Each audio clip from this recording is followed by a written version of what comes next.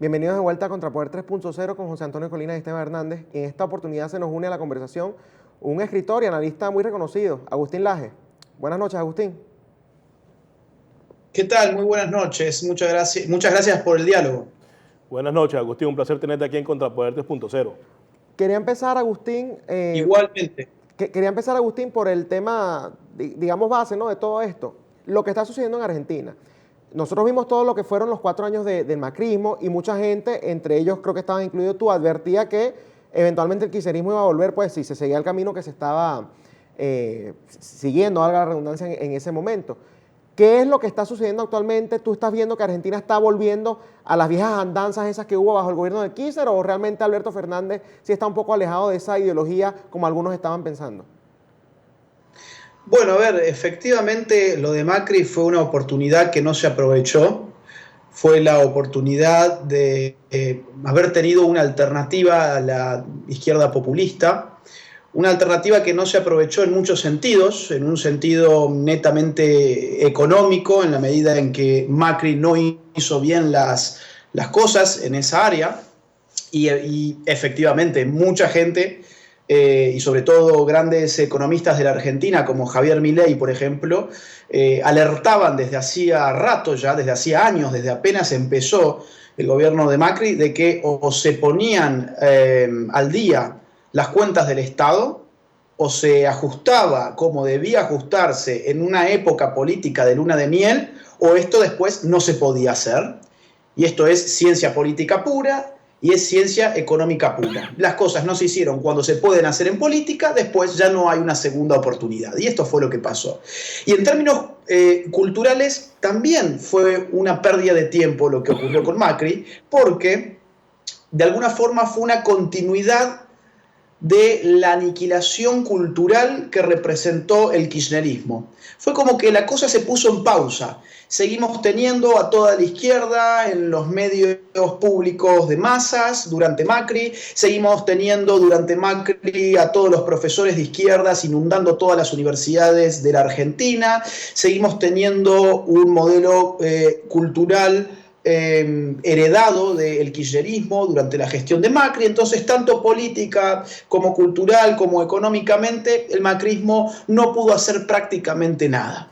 Y ahora tenemos lo que íbamos a tener, que es una continuación de aquello que se detuvo tras la victoria de Macri y que evidentemente ahora se ha reanudado. Y yo no creo que Alberto Fernández tenga ninguna independencia porque ha sido rodeado de estructuras de poder que responden a lo más duro del kirchnerismo en la Argentina. Y eso me da pie para lo siguiente. Fíjate que normalmente las corrientes libertarias o las corrientes de derecha, las corrientes conservadoras, se enfocan sobre todo en el área económica, ¿no? Hablamos, por ejemplo, del capitalismo y de cómo el libre mercado ha sido el mejor sistema. Y bueno, damos todas las cifras que ya conocemos que realmente son las que han beneficiado a la ciudadanía. Pero en tu caso, tú te has enfocado sobre todo en ese área cultural. De hecho, la estabas mencionando. ¿Cuál es el motivo de eso? ¿Por qué tú le das tanta importancia a ese tema cultural? Pues lo igualas o incluso le das más importancia que al tema económico. Bueno, yo creo que la filosofía libertaria es antes una filosofía moral y una filosofía política que una teoría económica. La teoría económica, de hecho, es una consecuencia de una filosofía moral y política previa. Es decir, habría que retrotraer la cuestión de la teoría económica libertaria incluso a sus fundamentos políticos en John Locke, un filósofo de la política. O Adam Smith. Adam Smith no era un teórico de la ciencia económica. Él era un filósofo moral. Y de lo que escribía era de filosofía moral aplicada, bueno, en el campo de los intercambios humanos, en el caso de la riqueza de las naciones. Pero previamente un libro más importante para él fue su teoría sobre los sentimientos morales. Entonces, yo no estoy inventando nada nuevo. El libertarianismo es, en sus orígenes, una filosofía política que demanda el protagonismo de la sociedad civil frente a un Estado que debiera ser lo más minúsculo posible. Eso yo creo que es el libertarianismo. Y en la medida en que la cultura está tomada por dispositivos de poder que responden a las izquierdas, evidentemente no vamos a tener menos Estado, sino cada vez más Estado. Si tenemos un plexo de universidades de instituciones educativas, de escuelas, de medios de masas, de artistas, de gente que gestiona lo cultural, que responde a una cosmovisión de izquierda, pues entonces esa sociedad va a responder a una visión más similar a la de las izquierdas. Entonces yo creo que ahí hay un problema fundamental que es difícil de ver en cuanto a que no se grafica. Yo no puedo mostrarte en un gráfico ahora, mira, esta es la evolución de la cultura en la Argentina. Claro. Yo no puedo darte un dato numérico, yo no puedo cuantificar lo cultural, yo no lo puedo poner en una plantilla de Excel. Entonces esa lucha dentro del mundo liberal, que es un mundo muy economicista, es una lucha que a veces se pierde de vista lamentablemente. Y hay posibilidad bajo ese escenario de que las cosas se puedan revertir en Argentina, porque entonces, de acuerdo a lo que estoy entendiendo, pareciera que como tienen el dominio de todas las estructuras y tienen las universidades inundadas, tienen a los artistas, bajo ese esquema hay probabilidad de que el libertarianismo o los conservadores puedan eventualmente tener estructuras de poder para cambiar la situación en Argentina. Es una pregunta muy, muy buena que obliga a un poco de futurología, que es bastante complejo hacer, evidentemente, por no decir imposible. Yo te diría, el mundo liberal hoy está reducido a la operación de ciertos think tanks, o sea, de ciertos centros de estudios. El mundo libertario, para ser sinceros, no tiene poder político ni lo va a tener al corto plazo. Tampoco tiene poder cultural ni lo va a tener al corto plazo. Tiene algunas expresiones heroicas de poder cultural, como puede ser Javier Milei. Pero estamos hablando de un individuo, no estamos hablando de lo que es la política, que es la articulación de los individuos, ¿no? Y por la parte de los conservadores tampoco hay poder político, pero hay una conexión con el sentido común de la gente, creo yo. En los conservadores, por ejemplo, que han levantado más bien las banderas pro vida, pro familia, la lucha contra la ideología de género, han generado, valga la redundancia, mucha empatía con la gente normal, digamos, con el padre de familia que no sabe ni le importa la política, con la gente religiosa, con los distintos credos. Entonces, en ese sentido, creo que el conservadurismo hoy está mejor parado en esta lucha que los libertarios. Y eso me da pie para lo siguiente. Fíjate que tú conocerás muy bien la situación de Venezuela, sabes muy bien todo lo que es el surdaje, ¿no? Que está actualmente gobernando y abusando del poder en Venezuela de manos de Nicolás Maduro y antes de manos de Hugo Chávez. Sin embargo, me llama la atención eso que estás diciendo, porque fíjate algo, la sociedad venezolana en su mayoría es católica, es conservadora en su concepto de familia, es pro vida. Y sin embargo se llevó a este punto. ¿Cómo tú logras, digamos, explicar eso, no? Porque tú estás hablando de algo que va de la mano, por lo menos con ese argumento que estás dando del conservadurismo, pero en Venezuela vimos que a pesar de ese conservadurismo social, igual llegó la izquierda más radical. ¿Cómo se explica eso? A ver, yo te diría que el tipo de izquierda del chavismo no es el mismo tipo de izquierda que se vive en otros países. La izquierda chavista se parece mucho más a la vieja izquierda que a lo que podemos hoy llamar nueva izquierda. El chavismo no está interesado, por ejemplo, en temas de género. Correcto. Al chavismo le da igual. De hecho, le sería contraproducente plantear en Venezuela un problema más, que es el problema del género. El chavismo, yo creo, es una izquierda de tipo económica, que se parece más a las viejas izquierdas que a las nuevas, mientras que la nueva izquierda, por definición, es una izquierda que nace por fuera del poder. El chavismo nació desde el poder.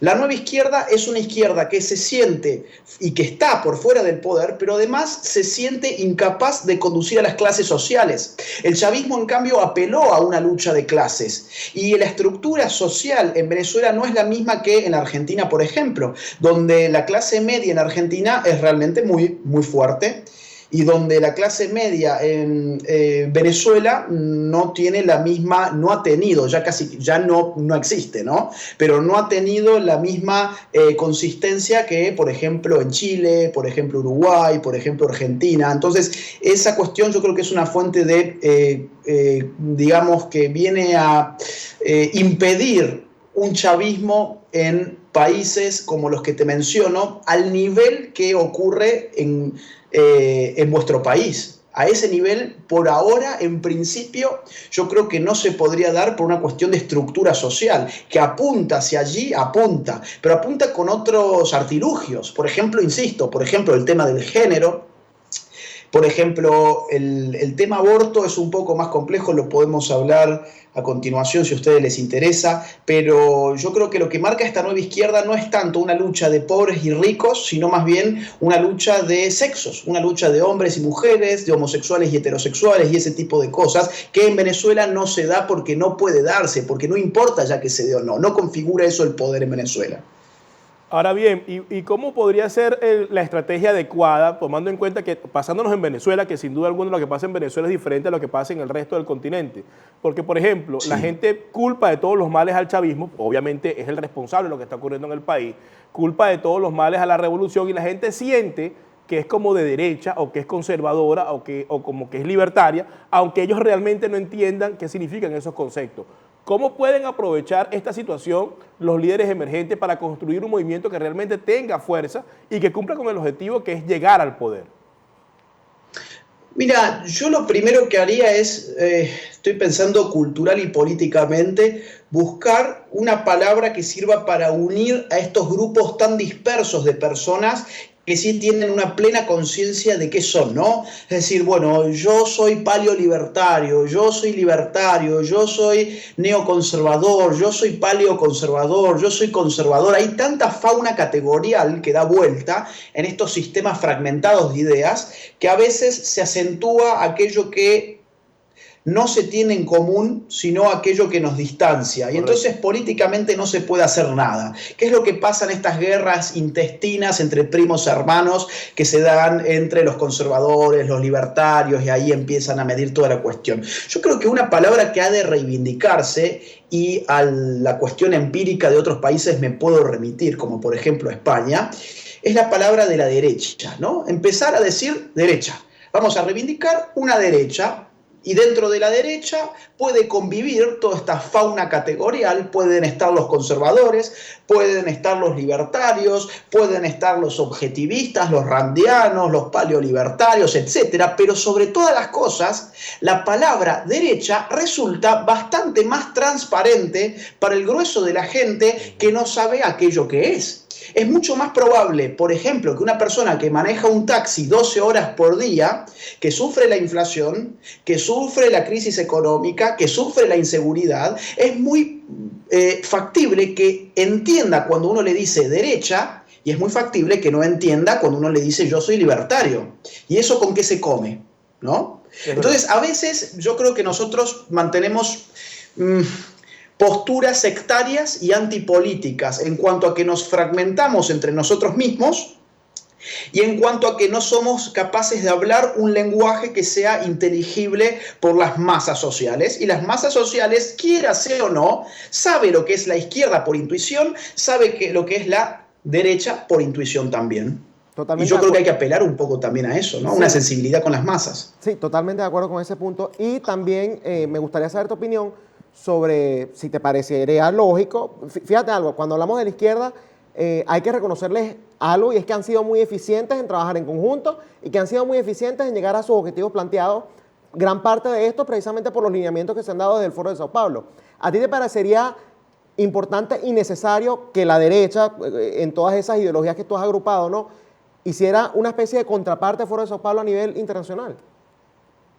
Bueno, sin lugar a dudas. A ver, el Estado-Nación ya no es fuente de poder soberano, y esto hay que asumirlo.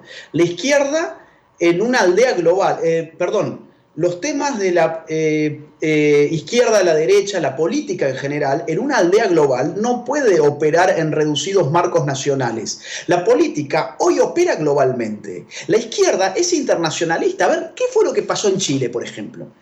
En Chile estalla esta crisis, que de espontáneo no tuvo nada, pero ese es otro tema, y de inmediato encontramos toda una izquierda internacional solidarizándose con los combatientes chilenos e incluso militantes, por ejemplo, de las izquierdas más radicales de Argentina viajando a Chile para apoyar esa revolución. La izquierda siempre fue internacionalista, siempre se apoyó más allá de las barreras nacionales, y eso se deja ver en la configuración de estructuras supranacionales, como una de las cuales vos ya has dicho, que es el Foro de Sao Paulo, y más recientemente el Grupo de Puebla. Con la derecha tiene que pasar evidentemente lo mismo, pero es tal la fractura interna que existe entre las derechas, entre las distintas derechas, que eso en muchos de nuestros países no se da. En Argentina no se dio. Por empezar, tuvimos a Espert y a Gómez Centurión separados, juntando poco más de un 1% cada uno. Entonces, mientras esas cuestiones sigan así, lamentablemente eso no se va a poder dar. Yo quisiera sumarte algo más, que es que la izquierda, además de su internacionalismo, tiene orgullo de lo que es. Y la derecha tiene vergüenza de lo que es. La derecha no se dice derecha. Yo no sé si vos te has dado cuenta, pero Piñera no se dice ser parte de la derecha, Macri no se ha dicho ser parte de la derecha, Iván Duque no se dice parte de la derecha. La derecha, por eso, se resguarda en esas palabras que el grueso de la gente ni siquiera entiende, o cuando quiere llegar a la política, la juegan hacia la izquierda, corriéndose hacia dónde, hacia el centro. ¿Qué ocurre, sin embargo, cuando un grupo político tiene la valentía y el coraje de salir a reivindicarse como lo que son? Bueno, ahí vas a tener un Vox, por ejemplo, que frente a un partido libertario que ha existido, el Partido Libertario en España, no ganaba ni una bancada, y sin embargo tenés a una derecha en Vox que aglutina a conservadores, a liberales, a libertarios, a patriotas, y un montón de cuestiones vinculadas con distintas posiciones y formas de ser de la derecha, y ya tenés una opción de poder y una tercera fuerza nacional. Entonces está visto que cuando la derecha se asume sin complejos, no solamente comunica mejor, sino que genera más identificación.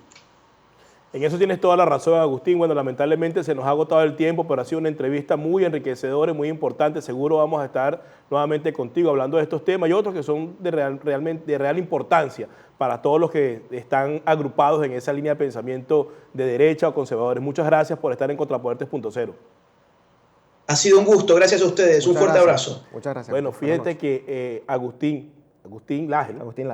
Interesante los planteamientos que hace, porque tiene mucha razón. A veces a la gente le da temor decir que es realmente de derecha. Y no hay que tener temor, hay que asumirlo y hay que recorrer el camino. No importa que los que vayan adelante no sean los que lleguen, sino los que vengan atrás. Pero lo que hace falta es que tengan la posibilidad y la capacidad de convertirse en una fuerza para la toma del poder. Esto ha sido todo por la noche de hoy. Mañana seguimos con más de Contrapoder 3.0. El programa de la derecha, y entrevistas como esta lo demuestra aquí en Factores de Poder, que es el canal de la información. Duélale a quien le duela. Hasta mañana. Este programa fue presentado por John de la Vega, abogado de inmigración.